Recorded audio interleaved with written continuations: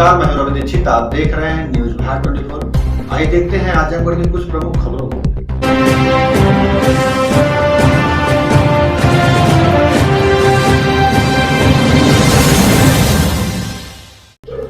दावा कर रहा था, इसलिए बाबा ने दाढ़ी कटवाई है। तुम अपना काम जो है बोलो, निकलो यहाँ से। बाबा, हमारी कार्तिक की बहुत कमजोर है, तो हम क्या करें? हमारे तो जैसे बहुत मजबूत है आर्थिक स्थिति। तो आपकी भी कमजोर है क्या? नहीं नहीं, राजा है, महलों में रहते, सोने के कपड़े पहने, चांदी का मुकुट लगाए। देखो, हमारे यहाँ आर्थिक कहने को कोई चीज ही नहीं है। 2 महीने से लुंगी खरीदना चाहते हैं, 200 रुपए की मिल रही है, 1 रुपया इकट्ठा। और बताओ कैसे खरीदे लुंगी? बाबा तो बाबा 200। और क्या भाई, बाबा तो बाबा है। निकलो यहाँ से, तुम निकल जाओ, तुरंत निकल जाओ। कर देना। Please everyone, give me some time.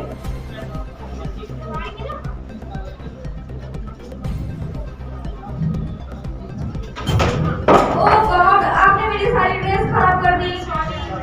अरे तो किसी काम में अभी तक मुझे मेरी चाय भी नहीं मिली। I'm sorry everyone.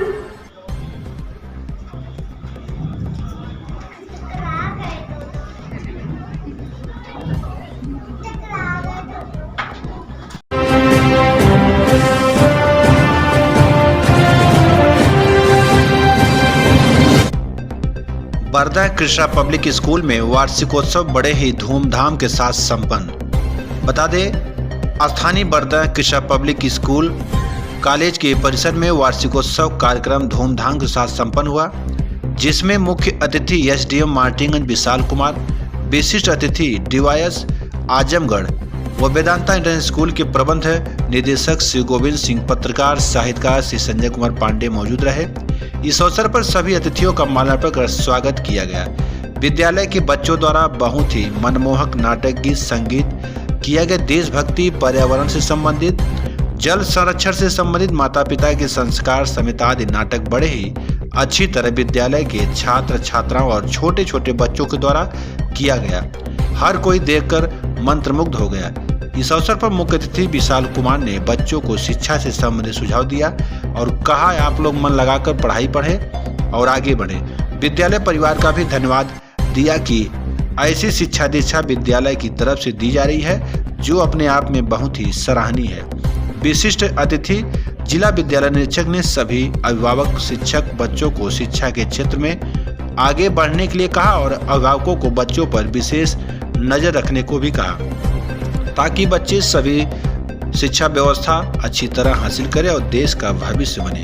बच्चों द्वारा नृत्य, नाटक, गीत, संगीत देखकर कहा कि यह बच्चे बहुत ही सराहनीय कार्य कर रहे हैं। इससे दर्शाता है कि विद्यालय की शिक्षा दीक्षा बहुत ही अच्छी चल रही है। इस अवसर पर विद्यालय के प्रबंधक राजेश राय, प्रिंसिपल वेद प्रकाश राय, अध्यापक रविंद्र तिवारी, धीरेन्द्र उपाध्याय समेत आदि शिक्षक व गणमान्य लोग मौजूद रहे।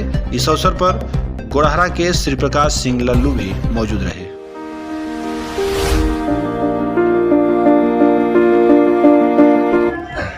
Yes sir, I am your heart. Yes sir, I am your brain. Yes sir, I am your mouth. Come on, get ready. We are going to the toilet. पर उनकी आप यही अच्छा होगा कि वो आपको अच्छे से ट्रीट करें। हाँ, चाहती तो मैं भी यही हूँ। इसमें कोई डाउट नहीं है कि आपके साथ बुरा करके किसी का भला होने वाला है, ना आपके पति का, ना बेटे का, ना ही बेटी का। आपको क्या लगता है कि सारा टाइम उसके पीछे पीछे भागते रहो जैसे कि आप एक नौकर हो? वो रात को हमेशा बाहर रहते हैं, अपनी लाइफ इंजॉय करते हैं, जबकि असली लाइफ आपको इंजॉय करनी चाहिए। अब आप ये मत बोला कि आपको कुछ भी नहीं करता, क्योंकि आपसे ज्यादा जानती हूँ मैं आपकी फैमिली के बारे में। मैं भी तो उन्हें हिंट्स देती रहती हूँ कि मुझे इज्जत चाहिए। इनसे कुछ भी नहीं होगा मिसेस पियर्सन। सर को सर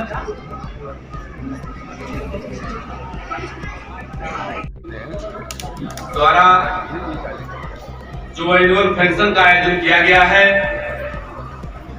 मैं इस विद्यालय के जो ऑनरेबल शिक्षक शिक्षिकाएं हैं, जो हमारे अभिभावक बैठे हैं, सबका मैं दिल की गहराइयों से हार्दिक स्वागत करता हूं, अभिनंदन करता हूं। अभी हमने 2 प्रोग्राम देखा है। मैंने ये महसूस किया है कि इस विद्यालय की शिक्षक शिक्षिकाओं ने मेहनत परिश्रम करके जो बच्चों को तैयार किया, उसकी देन है कि बच्चे इतना अच्छा जो है कार्यक्रम प्रस्तुत कर रहे थे कि नन्हे से फरिश्तों को तुम दो लहू अपना।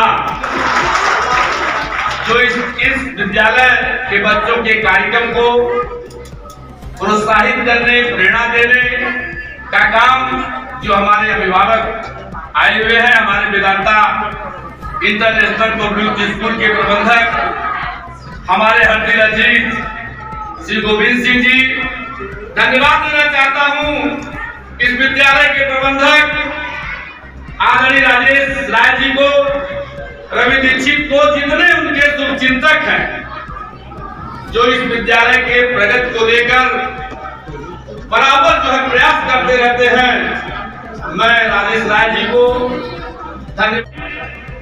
हमारे शिक्षक शिक्षिकाओं की हो और वह अपने दायित्व का निर्वहन बहुत ही अच्छी ढंग से कर रहे हैं।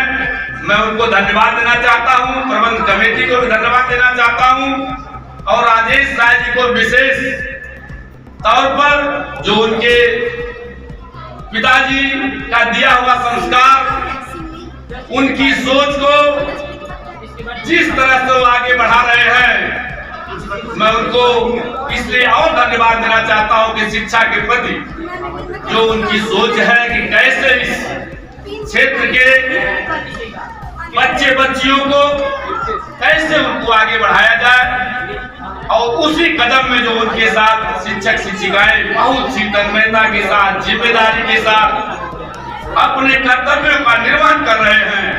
मैंने देखा कि वो 2 कार्यक्रम देखा है, उस कार्यक्रम को देख कि चिरागों को आंखों में महफूज रखना, चिरागों को आंखों में महफूज रखना, बहुत देर तक रात ही रात होगी, मुसाफिर हम हैं, मुसाफिर हो तुम भी, किसी मोड़ पर फिर मुलाकात होगी। इन्हीं शब्दों के साथ मैं अपनी शुभकामनाएं देता हूँ। धन्यवाद। बहुत है और इसमें जो संदेश छिपा हो बच्चों के प्रति उसको जानने का प्रयास करने का जरूरत है। अब आप लोगों से थोड़ी सी इस वार्षिक उत्सव की अतिरिक्त कुछ बात करना चाहेंगे। वो ये है कि अपने बच्चों का जब नाम लिखाते हैं विद्यालयों में, तो हमें विद्यालयों का सहयोग भी करना चाहिए। होता क्या है, हमने बच्चों का नाम लिखा दिया, बच्चों की फीस जमा कर दी या कम चाहे ज्यादा, उसके बाद क्या होता है कि बच्चों की शिक्षकों से और उनके प्रबंधकों से या प्रिंसिपल से संपर्क नहीं करते हैं।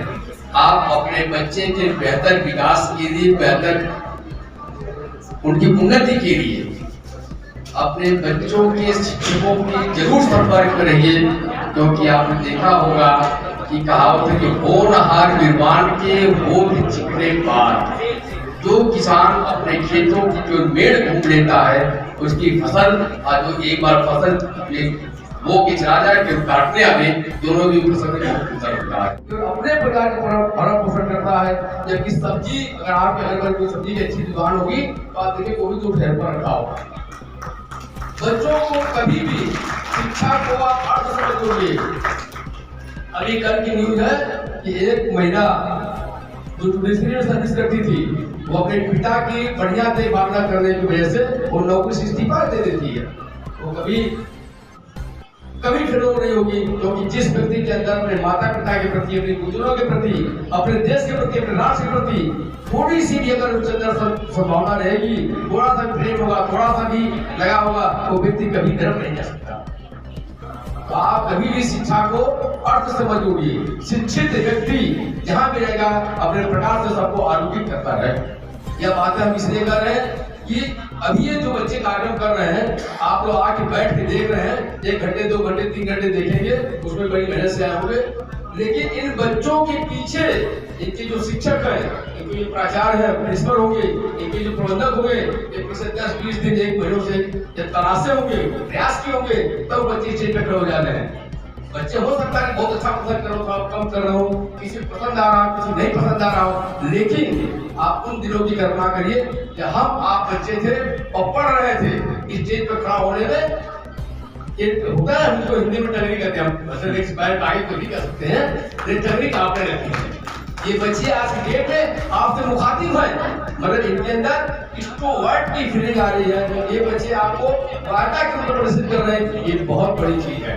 बच्चों को स्टेज पर आना, आप अच्छे अच्छे लोगों को देख लीजिए, उनके मन में विचार उठते हैं, उनके पास शब्द भी है, भाव भी है, उनके पास विचार भी है, लेकिन व्यक्त करने की बात आती है और 100 में से 2, 4, 5, 10% लोग व्यक्त कर पाते हैं। ये बच्चे यहाँ पे आके मुझे अपने स्कूल के दिनों पे याद आ गई है। मैं 2011 में पास आउट हूँ, 10 साल हो गए मुझे पास आउट हुए। तो मैं बस आपको इस एनुअल फंक्शन में मैं वैसे कहीं जाता नहीं हूँ, लेकिन प्रिंसिपल साहब ने मुझे जब बताया कि बच्चों का एनुअल फंक्शन है, तो मेरी अलग से इच्छा हुई कि आप उनसे मिलें, बातें करें, क्योंकि कभी हम वहाँ होते थे और यहाँ पे SDM साहब या DM साहब होते थे। तो आज ये सौभाग्य है कि हम इधर स्टेज के साइड है और आप हैं उधर, तो ये मौका है। 90% नहीं लाते हैं, 80% नहीं लाते हैं। मैं बता दूं, मैं भी कोई ऐसा टॉपर नहीं था कभी स्कूल में, मैं भी बहुत एक एवरेज बच्चा था, 60, 65, 70% वाला। तो ऐसा कोई नहीं है कि बहुत टॉपर था। तो आपको स्कूल में ये आपका कभी भी कोई एक चीज़ डिफाइन नहीं कर सकती कि आप लाइफ में कहाँ जाएंगे। आप जिस क्षण से अगर मेहनत करना स्टार्ट करेंगे, उस क्षण से आपकी सफलता की कहानी उस क्षण से लिखी जाएगी। तो ये कोई नहीं है कि आप शुरू से अगर बहुत टॉपर रहे और बस टॉपर ही आगे निकल सकते हैं और बैक बेंचर है, अब उनका कुछ नहीं हो सकता है, तो कुछ नहीं है। आप जिंदगी की जिस मोड़ पे भी, मैं स्कूल में हमेशा एवरेज रहा, फिर कॉलेज गया, कॉलेज में भी एवरेज रहा। ये बड़ी इंटरेस्टिंग जर्नी है और बड़ी प्रेरणादायक भी है। मैं चाहता हूँ कि आप सब अगर मेरी बातों से या फिर किसी चीज़ से भी इंस्पिरेशन ले सकें और आप भी वहाँ से स्टेज के उस साइड से स्टेज के इस साइड आए, तो मुझे मुझसे ज़्यादा कुछ किसी और को नहीं होगी। समारोह के अवसर पर यहाँ उपस्थित SDM साहब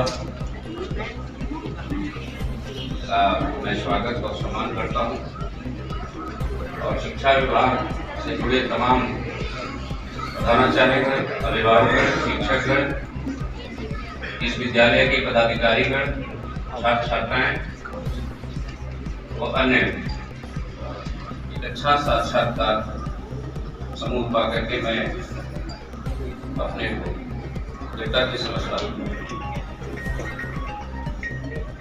मेरी तैयारी थी सुबह से आने की।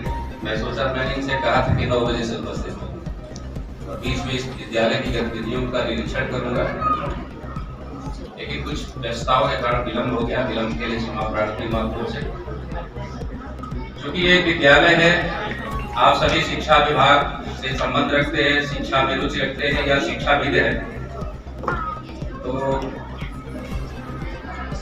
कुछ जरूरी बातें बच्चों को जो जीवन का उद्देश्य है वही शिक्षा का उद्देश्य है। जानते हैं, आप सभी लोग जानते हैं जीवन का उद्देश्य क्या है? अपने को जानना, अपना साक्षात्कार, अपने को जानना। अपने को आदमी तभी जान सकता है जब उसके व्यक्तित्व का समग्र विकास हो जाए। तो व्यक्तित्व का समग्र विकास करने के लिए शिक्षा ही एक माध्यम है। ये ज्ञान का जो सेंटर है, इसके माध्यम से आपके व्यक्तित्व का समग्र विकास होता है, जिससे आप पूर्णता की तरफ बढ़ते हैं और परफेक्शन प्राप्त करते हैं। जब आप परफेक्ट हो जाते हैं, फिर उसी को मोक्ष, रियलाइजेशन, सल्वेशन, तमाम बातें कहेंगी। तो आपके जीवन के उद्देश्य को, यानी समग्र विकास को प्राप्त कराने का माध्यम, प्लेटफॉर्म जो है वो शिक्षा है। ये सभी शिक्षकगण, ये सारे अभिभावकगण, पूरा समाज जो शिक्षण संस्थाओं के रूप में, पहले ये हमारे देश में गुरुकुल परंपरा के रूप में था, आज इसका स्वरूप परिवर्तित रूप में आपके बीच में व्यवहृत हो रहा है। तो जीवन के उद्देश्यों को प्राप्त करने के लिए शिक्षण संस्थाएं, और यही उद्देश्य शिक्षा का भी है। शिक्षा का उद्देश्य जीवन के उद्देश्यों को प्राप्त करना है। तो ये समझ लीजिए, जो लोग शिक्षण संस्थाओं से नहीं जुड़े हैं, शिक्षा व्यवस्था से नहीं जुड़े हैं, निश्चित रूप से वह अपने जीवन को काट करके देखना चाहते हैं, बांट को देखना चाहते हैं। आपका जीवन एक यूनिवर्सल ट्रूथ है। आपका एक समग्र विकसित व्यक्तित्व है और समग्र चेतना की आप अविभाज्य अंग है।